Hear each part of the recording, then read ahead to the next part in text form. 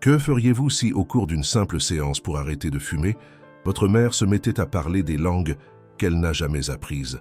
Et si de sa bouche jaillissaient des secrets de civilisation perdue, des chants en latin médiéval et des cris de guerre de la Révolution? Paris, mars 1976. L'air matinal emporte l'arôme familier des croissants frais et le pot d'échappement des voitures qui remontent le boulevard Saint-Germain. Anne-Lucie Morand marche d'un pas pressé sur les pavés du quartier latin, esquivant les vendeurs de journaux qui installent déjà leur présentoir. À ses 42 ans, cette femme menue aux yeux sombres et aux mains calleuses a travaillé pendant 15 ans à vendre des fromages et de la charcuterie au marché de la rue de Bussy. Ses 2 enfants, Charles, 16 ans, et Marie-Hélène, 14 ans, la supplient depuis des mois d'arrêter de fumer.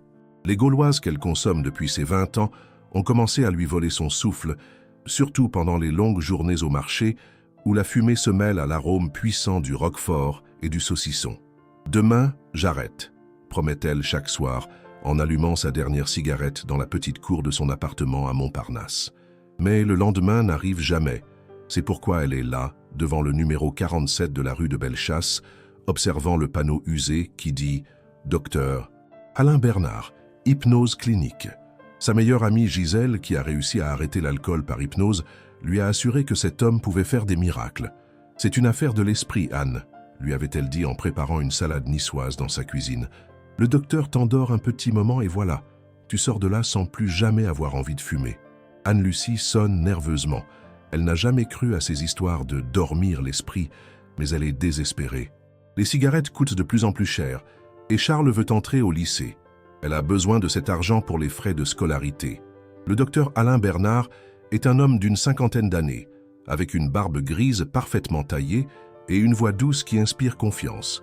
Son cabinet se trouve au 2e étage d'un vieil immeuble haussmannien, avec de hauts plafonds et des murs épais qui maintiennent l'endroit au frais même lors des chaudes après-midi de mars. « Madame Morand, dit-il en lui offrant une chaise en velours vert, l'hypnose n'est pas de la magie. C'est simplement une manière de parler directement à votre subconscient, là où vivent les habitudes que nous voulons changer. » Anne-Lucie s'installe sur la chaise, sentant la texture douce du tissu sous ses mains. Le cabinet sent l'encens de la Méditerranée et les vieux livres. Sur les murs, on peut voir des diplômes universitaires et des photographies en noir et blanc de personnes qui semblent être endormies. « Ça fait mal ?» demande-t-elle d'une voix timide. « Pas du tout. Ce sera comme faire une sieste très profonde. Quand vous vous réveillerez, vous aurez beaucoup moins besoin de fumer. Probablement plus du tout. » Le docteur allume une petite lampe qui projette des cercles de lumière dorée sur le plafond. « Je veux que vous vous concentriez sur cette lumière. Respirez profondément. Sentez comme vos paupières deviennent lourdes, très lourdes. » Anne-Lucie obéit. La voix du docteur devient lointaine, comme si elle venait du fond d'un tunnel. Ses épaules se relâchent, sa respiration ralentit. Le bruit de la circulation dans la rue de Bellechasse s'estompe jusqu'à devenir un murmure distant. « Très bien, Anne-Lucie. Vous êtes maintenant dans un état de relaxation profonde. Je veux que vous pensiez aux cigarettes. Quand avez-vous fumé pour la première fois ?» Mais la réponse qui sort de ses lèvres n'est pas celle qu'il s'attendait à entendre. Sa voix change.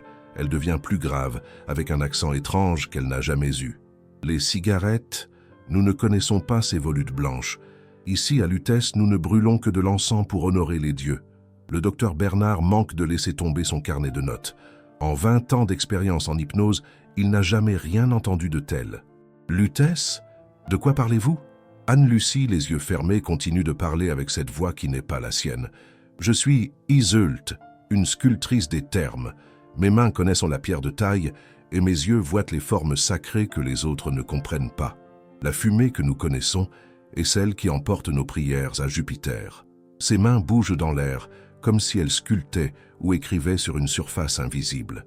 Ses doigts tracent des formes géométriques complexes avec une précision qui surprend le docteur.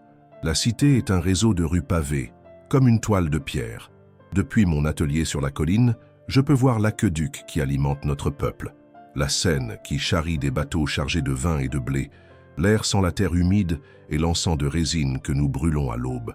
Le docteur Bernard sent un frisson lui parcourir le dos. Cette femme simple, marchande de fromage qui a à peine terminé ses études primaires, est en train de décrire avec une précision technique la Lutèce antique, en utilisant des mots en latin de cuisine qu'il ne connaît pas lui-même. « En quelle année sommes-nous » demande-t-il d'une voix tremblante. C'est l'an 52, le dernier des années avant que les légions ne viennent des terres du Nord. Vercingétorix règne encore depuis le palais des Monts, mais les augures parlent de terribles changements. Les druides ont vu du sang dans les miroirs d'obsidienne. Anne-Lucie commence à murmurer quelque chose dans une langue qui semble mélodieuse, mais complètement inconnue. Ces mots coulent comme de la musique, et bien que le docteur n'en comprenne pas une syllabe, il sent qu'ils sont chargés d'une sagesse ancestrale. Après 10 minutes qui semblent une éternité, la femme se tait. Sa respiration redevient normale et son visage retrouve son expression familière. Le docteur. Bernard compte jusqu'à 5 et claque des doigts. « Anne-Lucie, réveillez-vous !» Elle ouvre lentement les yeux, cligne plusieurs fois des paupières et se redresse sur la chaise. « C'est fini, docteur? Ça a marché? Je ne me sens pas différente. » Le docteur Bernard l'observe en silence pendant plusieurs secondes. « Madame Morand, savez-vous ce qu'est une sculptrice? »« Une quoi? »« Non, docteur, je n'ai jamais entendu ce mot. »« Et savez-vous ce que signifie Vercingétorix » Anne-Lucie le regarde bizarrement. « Docteur, je ne connais pas ces choses des Romains. J'ai à peine terminé mes études primaires et toute ma vie j'ai travaillé au marché. Pourquoi me demandez-vous cela ?» Le docteur Bernard a passé toute la nuit sans pouvoir dormir. Sur son bureau en acajou, sous la lumière jaunâtre de sa lampe de bureau, il relisait encore et encore les notes de la séance avec Anne-Lucie. Ses 20 ans d'expérience en hypnose clinique lui avaient appris à faire la distinction entre la fantaisie et quelque chose de plus profond. Mais ce qu'il avait vu défiait toute explication rationnelle. « Sculptrice », avait dit Anne-Lucie. Iseult, sculptrice des termes.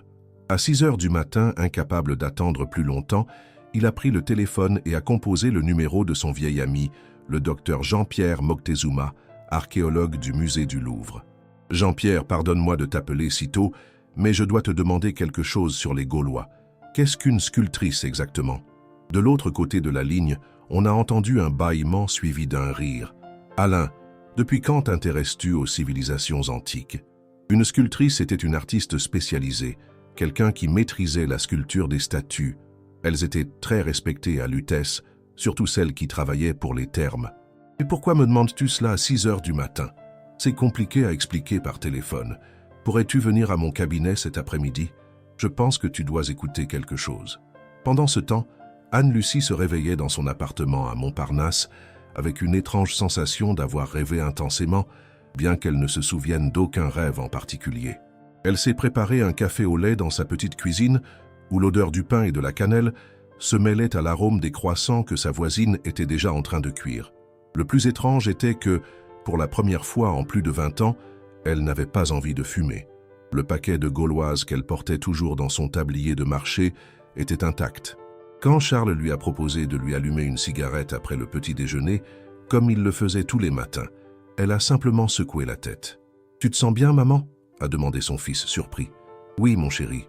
Juste, je n'ai pas envie de fumer. C'est bizarre, n'est-ce pas ?» Au marché de la rue de Boussy, Anne-Lucie a installé son étal comme chaque jour. Des meules de fromage de chèvre, de la tête de veau et du saucisson sec, des sacs de poivre, de cumin et de paprika. Mais quelque chose avait changé. Les odeurs qu'elle connaissait depuis 15 ans lui provoquaient maintenant des sensations étranges, comme des échos de souvenirs qui n'étaient pas les siens. À midi est arrivée Madame Dupont, sa cliente la plus fidèle, cherchant du fromage pour une quiche lorraine. « Anne, j'ai besoin de comté affiné, pas de celui que l'on vend partout, » lui a dit la dame, une femme élégante qui avait appris à cuisiner avec les bonnes sœurs dans un couvent à Strasbourg. Anne-Lucie a pris un morceau de comté et sans savoir pourquoi l'a profondément senti. Soudain, son visage a changé. Ses yeux sont devenus vitreux et sa voix a pris un ton différent, plus raffiné. « Ce comté vient de très loin, ma sœur. Il a été affiné dans les caves de la Franche-Comté, près de la frontière avec la Suisse. Au couvent, nous l'utilisions pour les soupes que nous servions aux pauvres. » Madame Dupont a reculé d'un pas, surprise. « Anne, de quel couvent parlez-vous » Mais Anne-Lucie a continué avec une voix qui semblait venir d'une autre époque. « Sœur Marie-Thérèse m'a appris que le vrai comté doit avoir un goût de noisette, sans amertume. Les marchands de Besançon le mélangent parfois avec du gruyère pour gagner plus d'argent, mais nous connaissons la différence. Au couvent de Notre-Dame-des-Anges, à Strasbourg, nous n'utilisions que le meilleur pour le réfectoire du Père supérieur. » La femme est restée muette. Anne-Lucie cligne plusieurs fois des paupières et sourit normalement. « Ce comté vous convient-il, Madame Dupont ? Il est de bonne qualité. Anne, vous venez de me parler d'un couvent à Strasbourg. Comment savez-vous cela? Anne-Lucie la regarde bizarrement. De quel couvent? Je n'ai jamais mis les pieds à Strasbourg, Madame Dupont. Vous vous sentez bien? Cet après-midi-là, le docteur Bernard attendait nerveusement l'arrivée de son ami archéologue. Quand Anne-Lucie a sonné pour sa deuxième séance, il a décidé qu'il valait mieux attendre l'arrivée du docteur Moctezuma. Madame Morand, un collègue va nous accompagner aujourd'hui. Il est ce spécialiste en histoire antique. Cela ne vous dérange pas? Pas du tout, docteur. Tant que vous m'enlevez l'envie de fumer, vous pouvez faire venir qui vous voulez. 15 minutes plus tard est arrivé Jean-Pierre Moctezuma, un homme d'âge mûr avec une barbe grisonnante et des yeux curieux derrière d'épaisses lunettes. Il s'était spécialisé dans l'étude des Gaulois et travaillait depuis plus de 10 ans sur les fouilles des thermes de Cluny. « Anne-Lucie, a dit le docteur Bernard en l'installant sur la chaise en velours, nous allons faire la même chose qu'hier. Détendez-vous simplement et laissez votre esprit se reposer. » L'hypnose s'est déroulée normalement jusqu'à ce qu'Anne-Lucie entre en transe profonde. Alors, sa voix a de nouveau changé. Mais cette fois, ce n'était pas la voix d'Isolde, la sculptrice gauloise. C'était une autre personne, complètement différente. « Je vous salue, Marie, pleine de grâce », a murmuré Anne-Lucie avec un accent du sud-ouest. « Sœur, c'est l'heure des laudes. Le curé arrivera cet après-midi pour la bénédiction des nouveaux ornements. » Le docteur Moctezuma s'est penché en avant, fasciné. Anne-Lucie a continué à parler dans un français ancien, mélangé à des termes en latin. « Je suis sœur Marie-Thérèse de la Sainte Trinité, du couvent de Notre-Dame-des-Anges, dans la cité de Strasbourg. C'est le vendredi des 4 temps, en l'an de grâce 1683.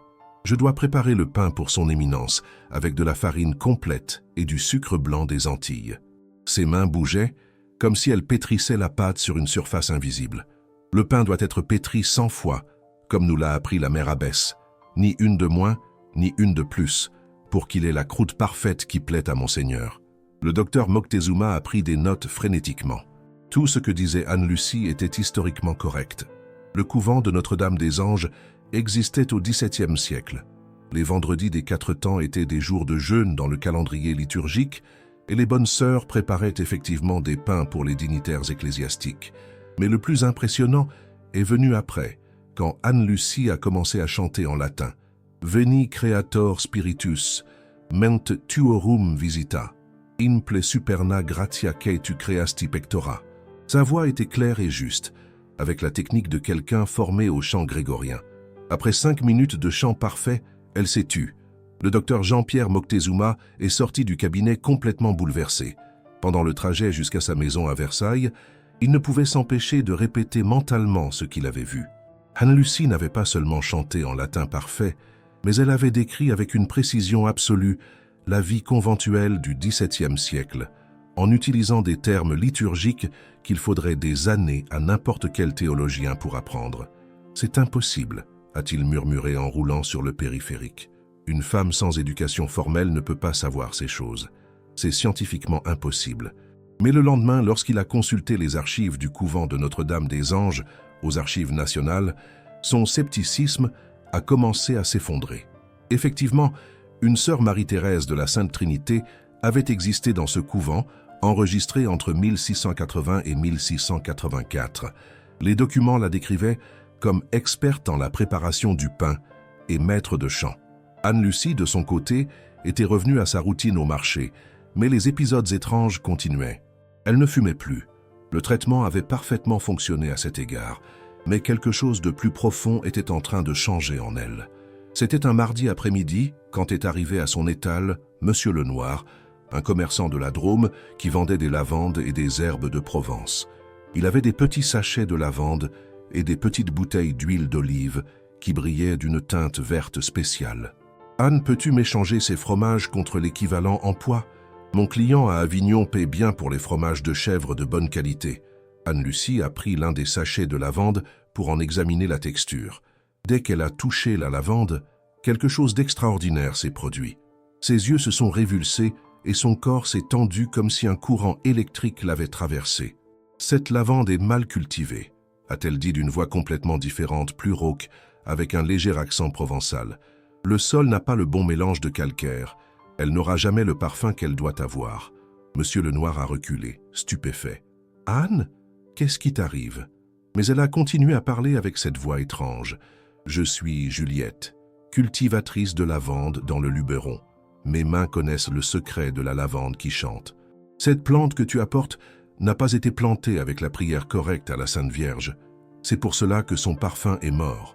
Ses mains ont commencé à bouger sur le sachet avec des mouvements précis, comme si elle travaillait dans un champ invisible. Pour que la lavande vive, elle doit être semée au printemps, et les rangées doivent être orientées vers le soleil. Les gens de la ville ne comprennent pas cela.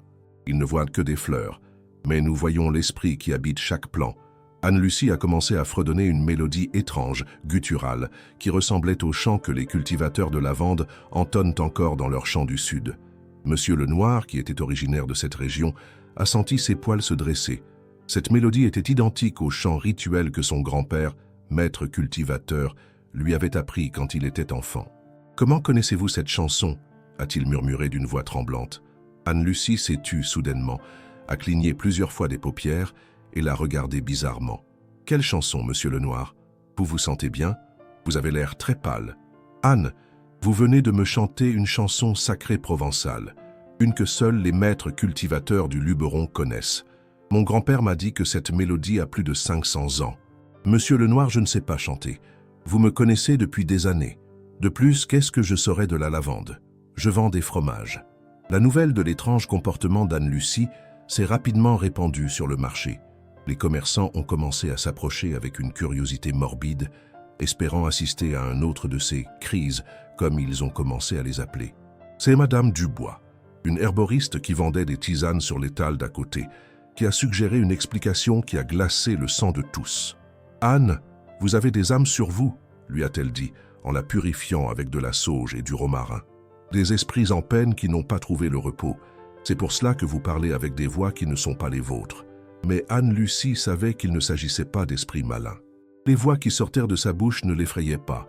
Au contraire, elles la remplissaient d'une étrange sensation de plénitude, comme si des parties perdues d'elle-même étaient en train de revenir à la maison. Le docteur Bernard, alarmé par les rapports qui arrivèrent du marché, a décidé d'intensifier les séances. Il a contacté d'autres spécialistes, un linguiste expert en langue régionale, un historien spécialisé dans la période révolutionnaire et un anthropologue qui étudiait les traditions de la Drôme. Pendant la 3e séance d'hypnose, avec tous les experts présents, Anne-Lucie a surpris tout le monde en manifestant non pas une mais 3 personnalités différentes en l'espace d'1 heure. D'abord, c'était de nouveau Iseult, la sculptrice gauloise, qui a décrit avec une précision technique les outils qui étaient utilisés pour la pierre, le ciseau pour la finition, le trépan pour les trous et le maillet pour les coups qui créent la forme. Tout est dans le geste et la prière à Mercure.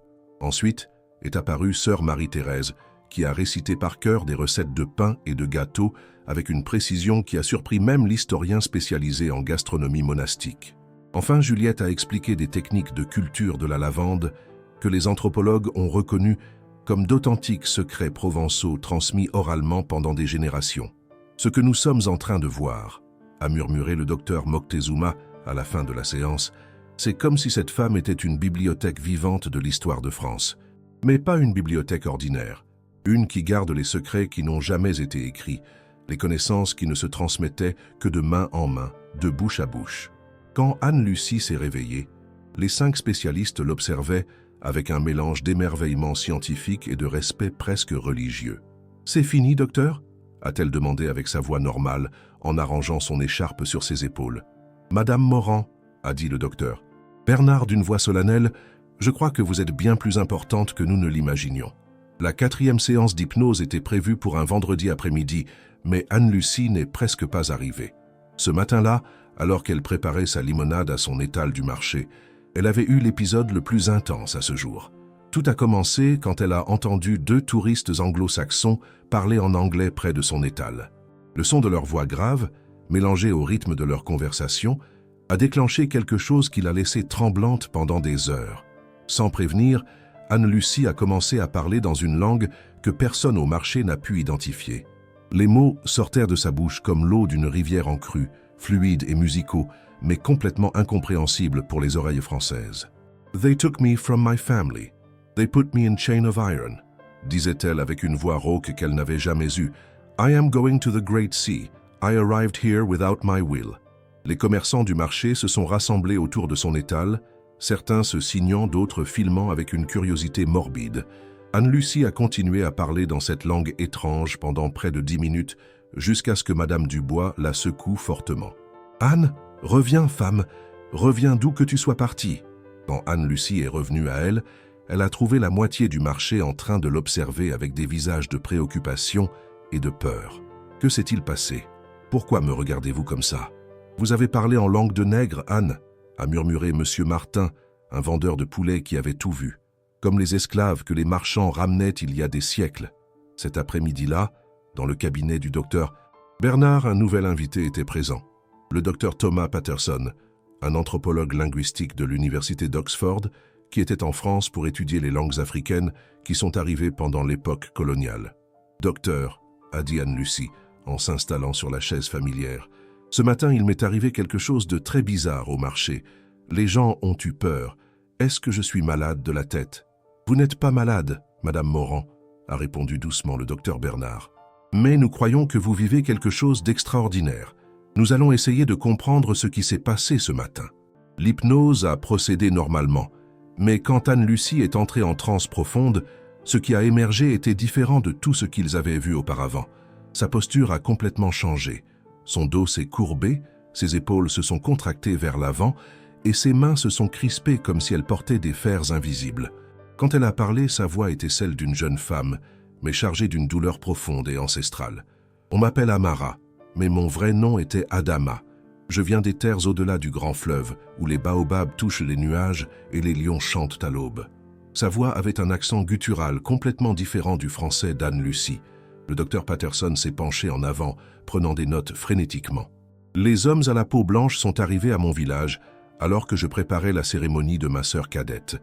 J'avais 16 ans, je venais de me marier avec Kofi, le meilleur chasseur de notre tribu. » Anne-Lucie a commencé à pleurer, mais les larmes semblaient venir d'une tristesse qui avait des siècles d'ancienneté. Ils nous ont mis des chaînes de fer qui pesaient comme des pierres de rivière. Nous avons marché pendant de nombreuses lunes, jusqu'à arriver aux eaux salées qui ne finissent jamais. Là, ils nous ont enfermés dans le ventre d'un bateau en bois qui sentait la mort et la peur. Le docteur Patterson a immédiatement reconnu qu'Anne-Lucie était en train de décrire la traversée de l'Atlantique dans les navires négriers. Mais ce qui l'a le plus impressionné, c'est quand elle a recommencé à parler dans la langue africaine qu'elle avait utilisée au marché. Maman m'a dit « Adama, ton âme ne sera pas guidée par les chaînes. Tu rentreras à la maison même si c'est dans un autre corps. » Elle parle en swahili, a murmuré le docteur Patterson au docteur Bernard, un dialecte très ancien du XVIe siècle. Elle dit que sa mère lui a dit « Adama, ton âme ne sera pas guidée par les chaînes. Tu rentreras à la maison, même si c'est dans un autre corps. » Anne-Lucie a continué son récit, alternant entre un français archaïque et le swahili. « Nous sommes arrivés au port de Nantes quand les pluies avaient commencé. Ils nous ont vendus comme des animaux au marché aux esclaves, près de l'endroit où se trouve maintenant l'église Saint-Nicolas. J'ai été acheté par un baron qui avait une plantation de canne à sucre près d'Angoulême. Ses mains bougeaient comme si elles coupaient la canne sous le soleil ardent. Nous travaillions depuis le chant du coq jusqu'à l'apparition des étoiles. Nos mains se fendaient avec la machette et notre dos se brisait sous le poids des bottes de canne. Mais la nuit, quand les maîtres dormaient, nous chantions. Nous chantions les chansons de notre terre pour que nos âmes se souviennent de qui nous étions avant les chaînes. Alors, Anne-Lucie a commencé à chanter. C'était une mélodie hantante, pleine de nostalgie et de résistance, qui semblait venir directement des plantations du XVIe siècle. Mon père, ma mère, je suis loin, mais mon âme est avec vous. Un jour je reviendrai, je rentrerai à la maison. Le docteur Patterson avait les larmes aux yeux. Elle chante une chanson de départ, a-t-il traduit d'une voix brisée. Elle dit « Mon père, ma mère, je suis loin, mais mon âme est avec vous. Un jour je reviendrai, je rentrerai à la maison. » Qu'est-il arrivé à Adama? A demandé le docteur Bernard. Anne-Lucie est restée silencieuse un instant, comme si elle se souvenait de quelque chose de douloureux. Je suis morte jeune, à 23 ans. C'était la saison de la récolte, et nous n'avions pas dormi depuis des jours. Mon corps n'a pas pu supporter davantage. Mais avant de partir, j'ai enterré sous le grand chêne de la plantation une petite figurine en bois que j'avais sculptée de mes propres mains. Un baobab en miniature, pour que mes enfants qui ne sont jamais nés sachent pas que leur mère venait de la terre des arbres géants. Et cette figurine, elle est toujours là, Sous terre, en attendant que quelqu'un la trouve et se souvienne qu'Adama a existé, qu'elle a aimé, qu'elle a résisté, qu'elle n'a jamais perdu l'espoir de rentrer à la maison. Quand Anne-Lucie s'est réveillée de l'hypnose, les 3 docteurs l'observaient avec un mélange d'émerveillement scientifique et de respect profondément humain. « Madame Morand, a dit le docteur Patterson, avez-vous déjà été en Afrique ? » « En Afrique ? Pour l'amour de Dieu, docteur, je n'ai jamais quitté Paris, je connais à peine la banlieue. » Mais dans ses yeux était resté quelque chose de différent. Une profondeur nouvelle, comme si au fond de son regard habitait maintenant la sagesse ancestrale d'une femme qui avait traversé l'océan dans des chaînes, mais dont l'esprit n'a jamais été asservi. L'histoire d'Anne-Lucie avait commencé à se répandre au-delà des cercles académiques. Le docteur Moctezuma avait contacté discrètement le docteur Ian Stevenson, le célèbre psychiatre de l'Université de Virginie spécialisé dans les cas de réincarnation, qui avait exprimé son désir de s'envoler pour Paris pour étudier le cas personnellement. Mais avant que le chercheur américain n'arrive, Anne-Lucie a manifesté une nouvelle personnalité qui laisserait tous les spécialistes complètement bouleversés. C'est arrivé un mercredi matin, alors qu'Anne-Lucie marchait dans le quartier latin en direction du cabinet du docteur Bernard. En passant devant l'hôtel de la Monnaie, un bâtiment colonial qui abrite maintenant un musée, elle s'est arrêtée brusquement. Ses yeux se sont fixés sur la façade en pierre et elle a commencé à marcher vers l'entrée comme si elle était somnambule.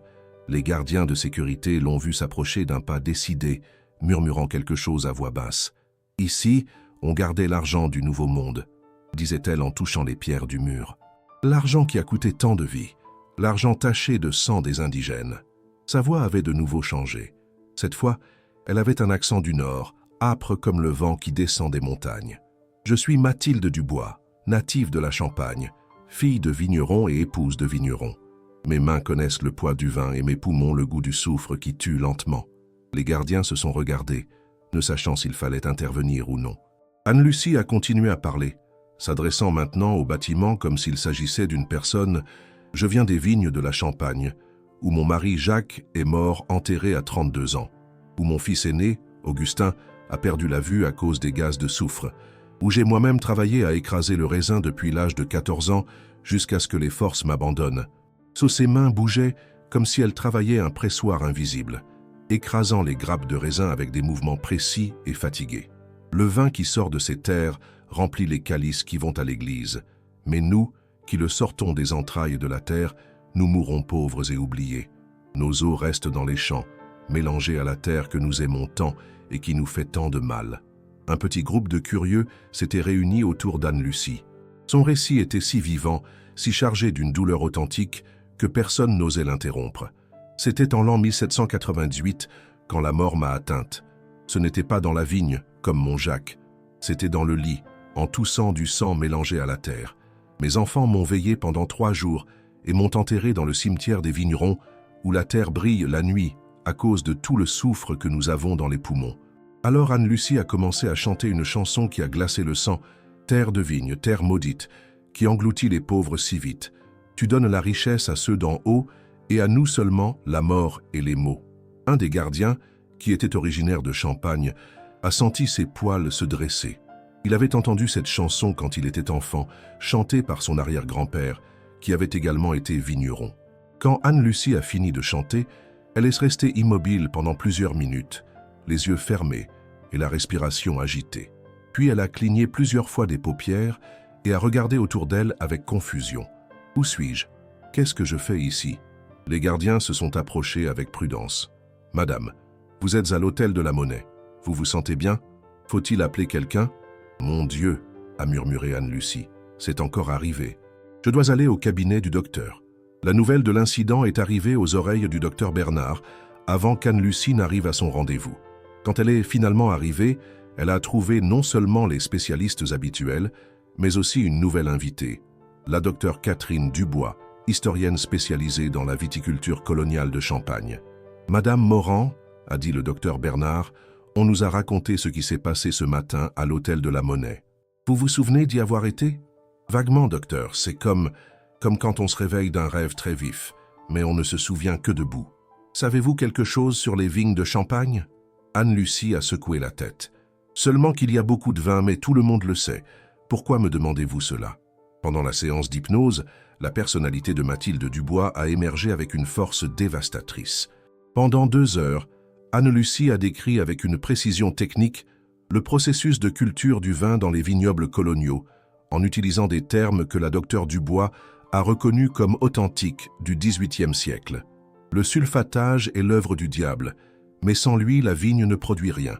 On mélange le soufre avec de la pierre à chaud et on laisse reposer plusieurs semaines jusqu'à ce que l'on ait la bonne consistance.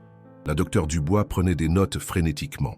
Anne-Lucie décrivait le processus d'élaboration du vin, une technique spécifique qui était utilisée dans les vignes françaises du XVIIIe siècle. « Mais le soufre tue », a continué Anne-Lucie d'une voix dolente. « Ceux qui travaillent avec lui commencent à trembler de manière incontrôlable. D'abord les mains, puis tout le corps. À la fin, ils perdent la raison.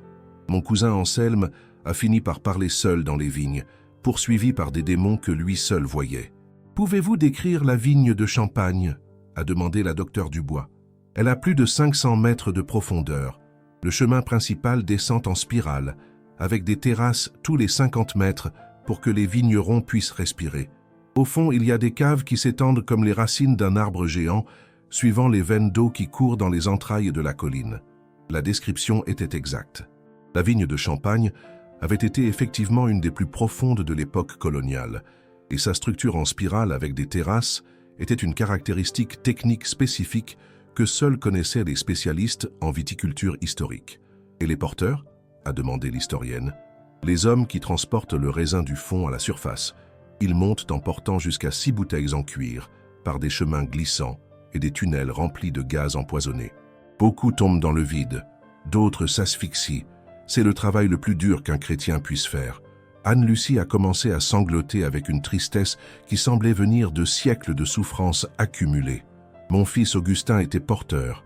Il avait 18 ans et les muscles les plus forts de toute la vigne.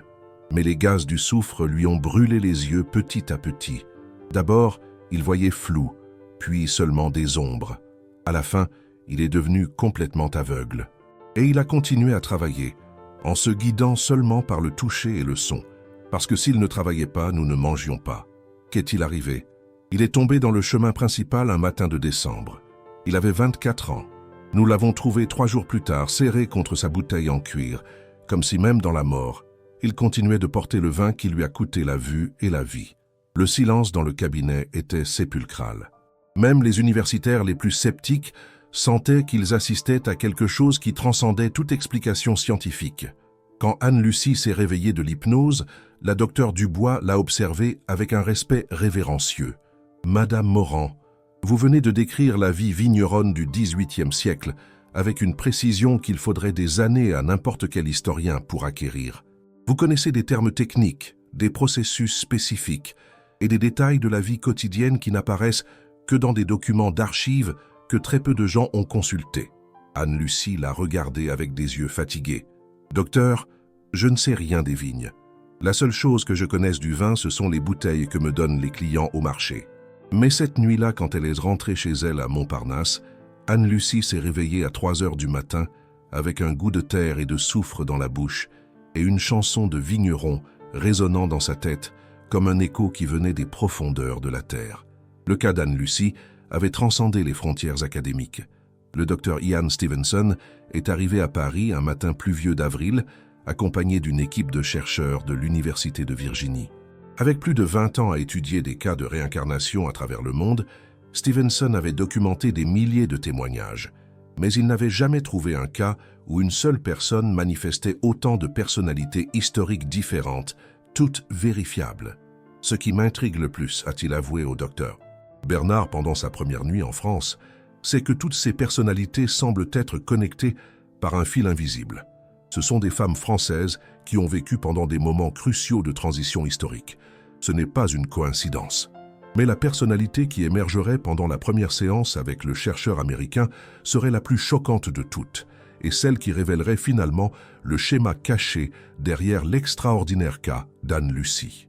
La séance était prévue pour le lundi matin au cabinet du docteur Bernard, mais cette fois, ils ont décidé de tout enregistrer avec des équipements professionnels d'audio et de vidéo.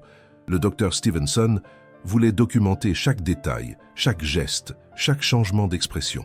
Anne-Lucie est arrivée nerveuse. La présence de tant de docteurs étrangers l'intimidait, mais le docteur Bernard l'a rassurée comme toujours. C'est la même chose que d'habitude, Anne-Lucie. Sauf qu'aujourd'hui, ils vont enregistrer. Cela ne vous dérange pas. Non, docteur, si ça peut servir à comprendre ce qui m'arrive, qu'ils enregistrent tout ce qu'ils veulent.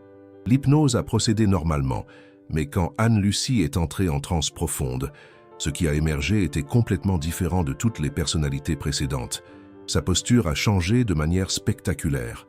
Son dos s'est redressé, ses épaules se sont carrées, et sur son visage est apparue une expression de fierté et de détermination qu'elle n'avait jamais montrée. Quand elle a parlé, sa voix était forte, décidée, avec un accent du Nord très marqué. « Je suis Colette Durand de Lille, soldate de l'armée de la Résistance. J'ai combattu dans tout le nord de la France contre les Allemands de la Wehrmacht et après contre les miliciens traîtres. » Le docteur Stevenson s'est penché en avant, fasciné. Cette personnalité avait une énergie complètement différente des précédentes. Elle était combative, fière, pleine de vie. J'ai 23 ans et j'ai été dans plus de batailles que beaucoup d'hommes qui se disent courageux. À Paris, j'étais avec le général de Gaulle quand les Allemands nous ont tendu une embuscade. À Calais, j'ai porté mon fusil comme n'importe quel soldat. À Lille, j'ai vu tomber mon frère Paul et c'est moi qui lui ai fermé les yeux avant de continuer à me battre. Ses mains bougeaient comme si elles tenaient un fusil invisible, et ses yeux brillaient de la passion de quelqu'un qui a trouvé une cause pour laquelle il vaut la peine de mourir. Je ne me bats pas pour de l'argent, ni pour des terres, ni pour le pouvoir. Je me bats parce que je crois en la justice, parce que les riches ont asservi les pauvres pendant trop longtemps, parce que les femmes comme moi, qui ne sommes pas nées dans des palais, ont aussi le droit de décider de notre destin. Le docteur Moctezuma prenait des notes frénétiquement. Tout ce que disait Anne-Lucie sur la Seconde Guerre mondiale était historiquement correct. Les batailles mentionnées, les dates, les camps en conflit. « Pouvez-vous nous parler du général de Gaulle ?» a demandé le docteur Stevenson par le biais d'un traducteur. « Mon général est l'homme le plus courageux et le plus juste que cette terre ait enfanté. Il connaît chacun de ses soldats par son nom, partage sa nourriture avec nous et ne nous demande jamais de faire quelque chose qu'il ne ferait pas d'abord. Il est vrai qu'il est dur, parfois même cruel, mais cette révolution ne sera pas gagnée avec des prières et des fleurs. » Anne-Lucie s'est levée soudainement, comme si elle était en formation militaire. Je me souviens de la dernière fois que je l'ai vue. C'était en octobre 1944, après la libération de Paris. Nous étions campés près de Lille, sans munitions, sans nourriture, avec la moitié de la troupe blessée ou malade. Mais mon général gardait la tête haute, planifiant la prochaine attaque. Sa voix s'est légèrement brisée, comme si elle se souvenait d'un adieu douloureux. Cette nuit-là, il m'a appelé à part et m'a dit « Colette, cette guerre devient très laide. Les femmes comme vous qui savent lire et écrire, qui comprennent pourquoi nous nous battons, doivent survivre pour raconter au futur ce qui s'est vraiment passé ici. Pas la version qu'écriront les politiciens, mais la vérité de ceux qui ont donné leur sang. » Qu'avez-vous répondu? Je lui ai dit que je n'étais pas du genre à baisser les bras, que je continuerais à me battre jusqu'à ce que la France soit libre ou jusqu'à ce que l'on me tue.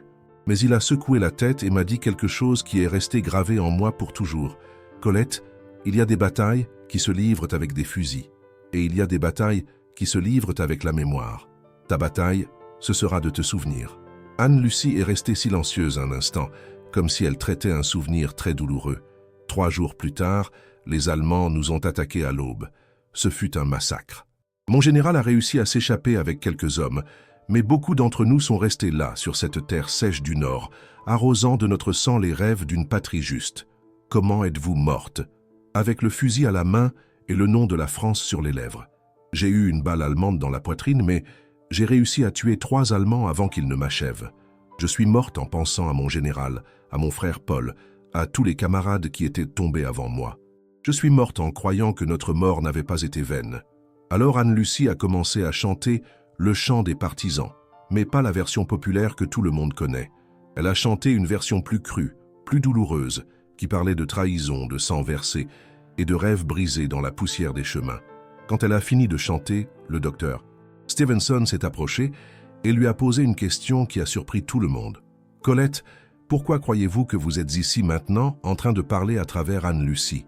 La réponse qu'a donnée Anne-Lucie a donné la chair de poule à tous les présents. Parce que la France a encore besoin de soldats, parce que la bataille que nous avons commencée en 1940 n'est pas encore terminée, parce que les femmes comme Anne-Lucie humbles, travailleuses, qui se battent tous les jours pour élever leur famille, sont les vraies héritières de la résistance. Ses yeux se sont remplis de larmes, mais c'étaient des larmes de fierté, pas de tristesse.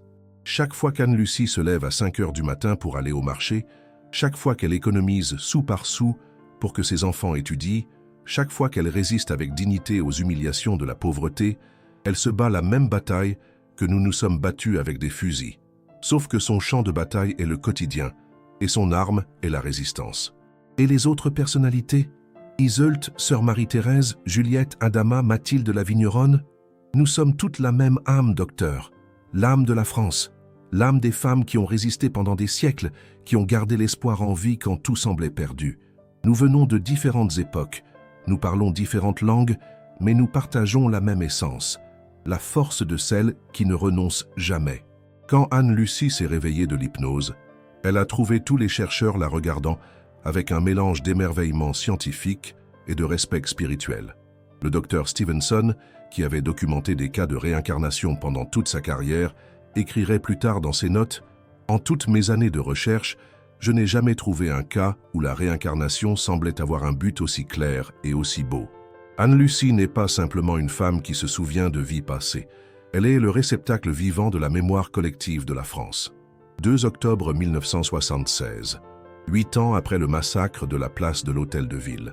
Anne-Lucie avait demandé que la dernière séance ait lieu précisément ce jour-là, bien qu'elle ne sache pas exactement pourquoi. « Je sens que ça doit être aujourd'hui, docteur », lui avait-elle dit au docteur Bernard au téléphone, comme si quelque chose m'appelait.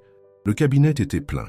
En plus des chercheurs habituels, il y avait des représentants de la Sorbonne, du musée du Louvre, et plusieurs journalistes qui avaient suivi le cas pendant des mois. Le docteur Stevenson avait même invité des collègues d'autres universités internationales qui s'étaient envolés spécialement pour assister à ce que tout le monde pressentait serait une séance historique. Anne-Lucie est arrivée tôt ce matin-là. Elle portait sa meilleure robe, une robe bleu marine qu'elle ne mettait que pour les occasions spéciales, et dans ses mains, elle tenait un petit bouquet de chrysanthèmes qu'elle avait acheté au marché. « Ils sont pour mes morts », a-t-elle expliqué simplement quand le docteur Bernard lui a demandé ce que c'était que ces fleurs. Aujourd'hui, c'est le jour de se souvenir de ceux qui ne sont plus là. Mais quand la séance d'hypnose a commencé, ce qui a émergé n'était pas une nouvelle personnalité. Pour la première fois depuis que les épisodes avaient commencé, Anne-Lucie est restée elle-même, mais avec une lucidité et une sagesse qui semblaient venir de très profond. « Docteur », a-t-elle dit d'une voix sereine mais ferme, « maintenant, je comprends ce qui m'est arrivé tous ces mois.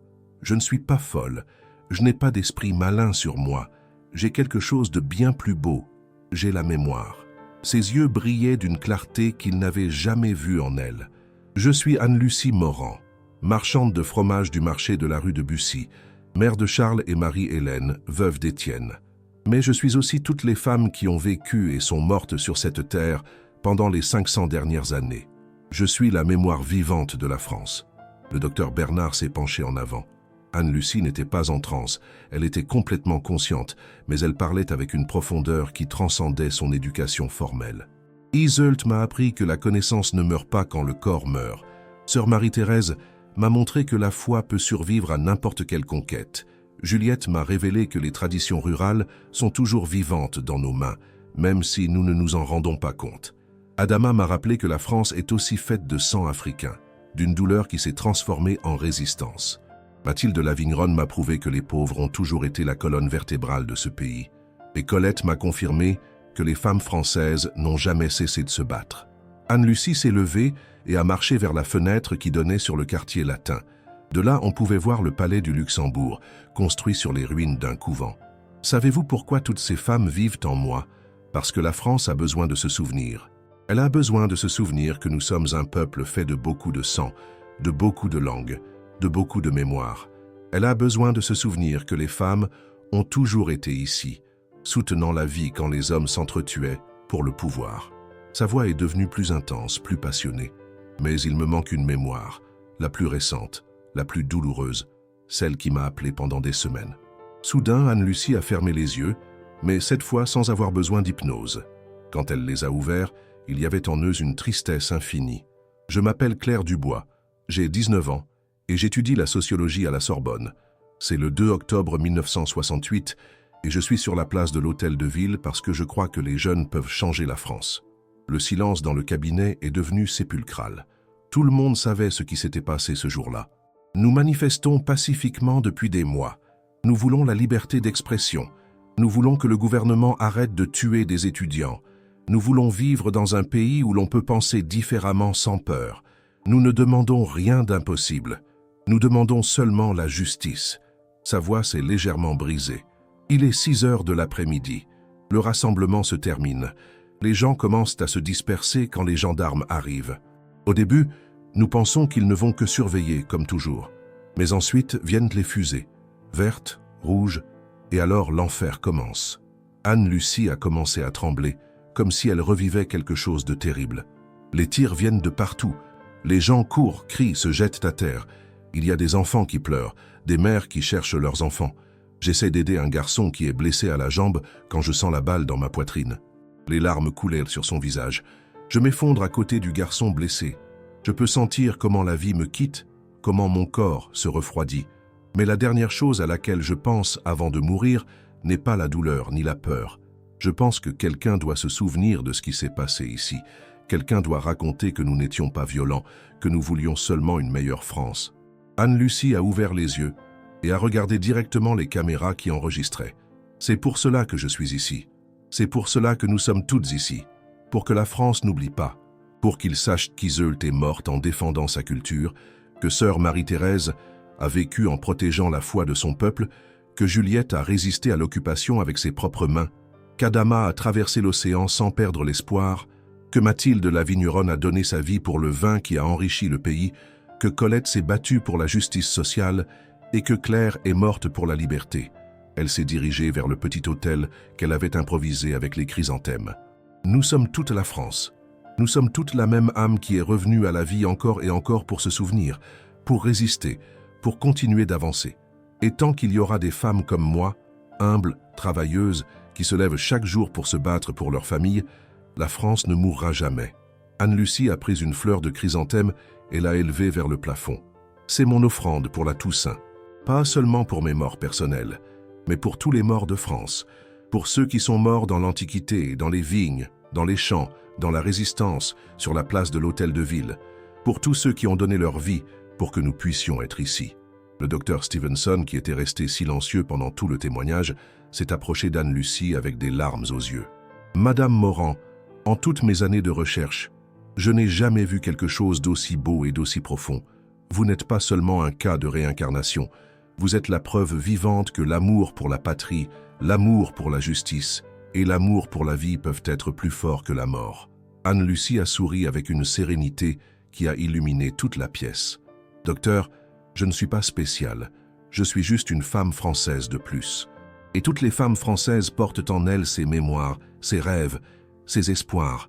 C'est juste que c'est à moi qu'il a été donné de m'en souvenir consciemment. » Elle a marché vers la porte, prête à retourner à sa vie normale, au marché, à ses enfants, à sa routine quotidienne. Maintenant, je sais qui je suis. Je suis Anne-Lucie, mais je suis aussi toutes les femmes qui m'ont précédée. Et un jour, quand mon corps sera fatigué, mon âme trouvera un autre corps, d'autres mains, une autre voix pour continuer à raconter l'histoire de la France. Elle s'est arrêtée dans l'embrasure de la porte et s'est retournée une dernière fois. Parce que la France est éternelle. Et nous qui l'enfantons, l'élevons, la défendons et nous en souvenons, nous sommes aussi éternels. Et avec cette phrase, Anne-Lucie Morand est sortie du cabinet pour ne plus jamais avoir d'épisode de régression. Mais les chercheurs qui ont assisté à son témoignage savaient qu'ils avaient été témoins de quelque chose qui changerait pour toujours leur compréhension de la vie, de la mort et de la mémoire. Le cas d'Anne-Lucie est devenu l'un des plus étudiés dans l'histoire de la parapsychologie. Mais au-delà de son importance scientifique, il est devenu un beau rappel que certaines histoires transcendent la mort et que l'âme d'un peuple peut vivre pour toujours dans le cœur de ceux qui l'aiment. Si cette histoire vous a autant ému que nous, faites-nous savoir dans les commentaires si vous aussi vous avez déjà ressenti la présence de mémoires qui ne sont pas les vôtres. Et n'oubliez pas de vous abonner pour plus d'histoires qui nous rappellent qu'il y a des mystères dans ce monde qui vont au-delà de ce que nous pouvons expliquer.